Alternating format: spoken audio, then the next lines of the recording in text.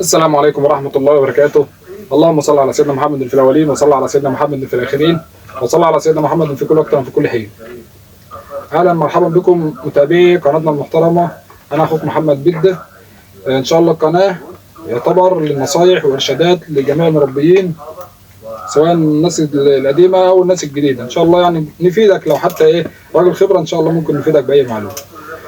فإن شاء الله الفترة الجاية كنت طبعا ماشي بموضوع الحلاب، والناس اللي عارفه ان انا بقيت البقره اللي كانت عندي، وان شاء الله الفتره الجايه هنخش في موضوع التسمين. هنبدا معاك من الصفر باذن الله، واحده واحده. كل الشباب اللي داخل في الموضوع دوت جديد ان شاء الله هبدا معاك واحده واحده. من اول ما العجل يجي، لو هو حتى ما فطمش هقول لك هتعمل ايه من اول الفطام لحد ان شاء الله ما تخرجه باذنك يا رب.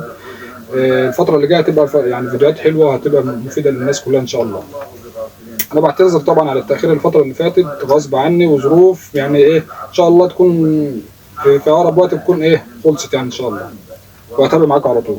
بس لما نجيب العجل ان شاء الله الفتره الجايه، طبعا انا بدور على عجل ولكن الجلد العقدي او الجدل عندنا هنا مبهدل الدنيا قوي، عشان كده انا صابر شويه اليومين دول لحد ما ربنا يكرم. ماشي. طبعا ده مش عجل، ده بنت البقره اللي عندي موجوده هنا دي. فان شاء الله انا عايز اتكلم في فيديو النهارده موضوع مهم جدا، واكتريه الناس بتحاول اللي هي ممكن واحد مثلا، انا عن نفسي انا هتكلم عن نفسي. ماشي. هقول لك انا بفضل ايه، وانت برضو كل واحد له حريه الاختيار. ماشي. السؤال اللي بيبقى محير الناس كلها، انت دلوقتي عاوز تشتري عجل، سواء ذكر او انثى ايا كان، او بقر او جاموس ايا كان، برضو كلام ملخص للكل.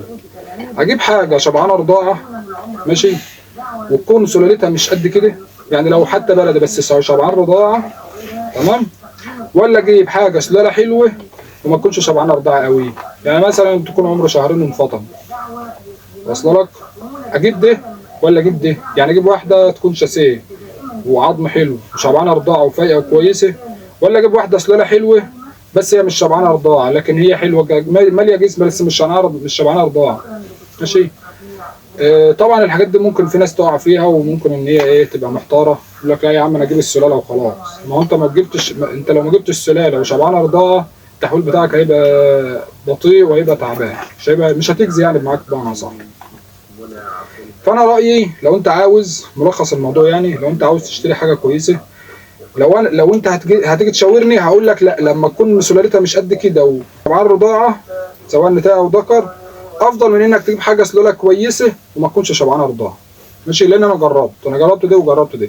الحاجه اللي مش شبعانه رضاعه دي تحويلها بيبقى بطيء جدا، ومهما تكبر تحس ان زي ما يكون، يعني مثلا ممكن توصل عمر 6 شهور او 7 اشهر وتبص تلاقي قرنها بقى قد كده. واصله لك؟ هي طبعا مش حاجه اساسيه، مش قاعده اساسيه ان هي القرن يبقى كبير، يبقى ديت سنها كبير، لا هي مش حاجه اساسيه ولا حاجه. بس الفكره ان العجل معاك بيبقى تحويله بطيء. ماشي. سواء الذكر او في النتايه بتبقى تحويلها بطيء، وما بتجرمش وما الشاسيه حلو، الفتحه بتاعتها بتبقى ضيقه وحاجه على قد ايه، يعني بمعنى صح المواصفات مش حلوه. ماشي. يعني انا ما افرحش بالسلاله اللي قدامي تبقى خليط سمنتال زي اللي كانت عندي دي.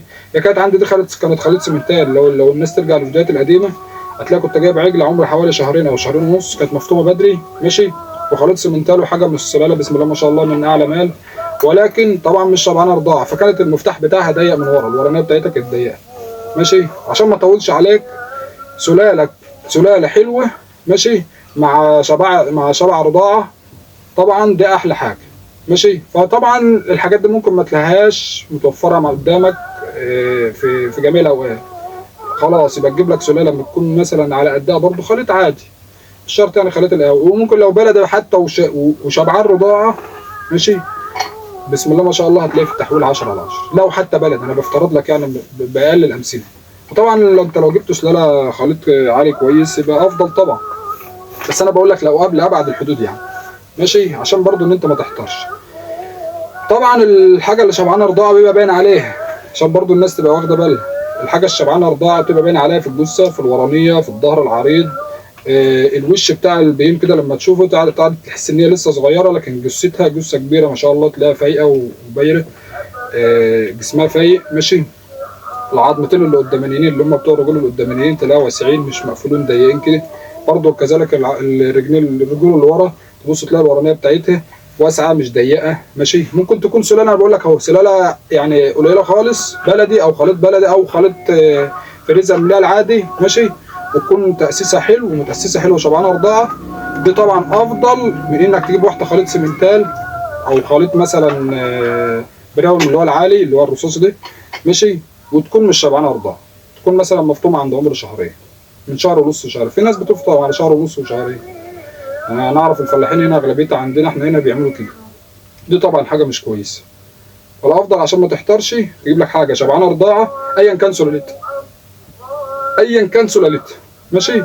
تجيب حاجه شبعانه رضاعه هتكسب فيها وان شاء الله ربنا يرضيك منها، سواء نتايه او ذكر. مع العمر الطويل تحويلها بدون شربة الميه زي ما بيقولوا، بتفوق على شربة الميه.